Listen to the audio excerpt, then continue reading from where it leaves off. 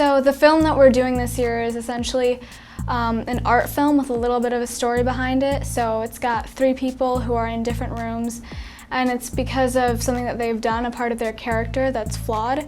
And it's a commentary on society in general, and it's a really interesting script that we're working with. It was, first the idea was like 3 people going to they did something wrong and they have to make the choice to make a better choice. They are all trapped in these 3 kind of endless dark rooms. Throughout the movie, it shows flashbacks of how they got there and how they all took part in a situation where they did not help a person who needed help. And so they're all there because they didn't do what they should have done. When we were writing, we were determining okay, what should we do? How are we gonna make them distinguish in different places and how they feel? And so I proposed the idea of changing the color, using different gels to show their emotions and how they felt. And so I think that really helped the directors determine how their characters were gonna be. So it starts with everyone waking up in 3 separate rooms, and it's all just starting with a big spotlight on them in all different colors. And we use the colors to represent their flaw. I'm playing the selfish character, and so they used a green light to represent me, and that was the closest we could get with greed and money and all that. And then there's a red light for the intolerant one, and a yellow light for the other one who's self-pity. The character I played was basically a really self-absorbed person who doesn't really feel like he has time for anyone else. He only cares about himself, doesn't have a lot of empathy for other people. He's trying to overcome that because there's someone in trouble that he just ignores because he feels that he doesn't have time for them. Okay, so the red room, I was kind of just acting angry, why am I here? How dare you? I'm better than you. Why are you putting me here? And I just wanted to get out because I didn't want to deal with anything. And that's pretty much what it was. I'm not dealing with any of this. I'm going home, calling my lawyer. So the scene that I directed today was really interesting. It was about the boy who always puts himself in a situation and makes himself the victim everywhere. We did a lot of wide shots, and I've never worked in a production of this size. So it was really interesting to, work the camera and the lights and the sound all at the same time and make sure everything was flowing. I really wanted the actor to be really natural in this because obviously they're scared in a place where they don't know what's happening, but I wanted their flawed character to come out without it seeming, too forced. So that was a bit of a challenge, but I think that we did a good job. The scene that I directed was the intolerant boy. He is in the dark room with one small red light beaming over his head.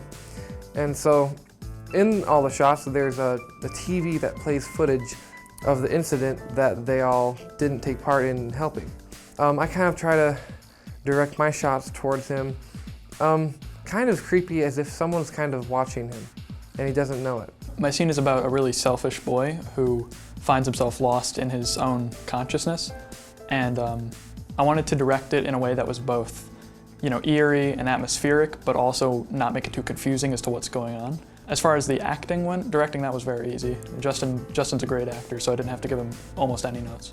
I had him walk in and out of the light at times just to show that he's pacing around. He doesn't even know where he is. And his positioning under the light was really important because at certain points we wanted to be able to see his expression and his face, so he had to be so far back into the light so that the shadows didn't obscure that. But sometimes we wanted them to kind of hide his face a little bit, so we had him step forward. I directed the beating up scene of the intolerant boy, and I wanted to capture his point of view.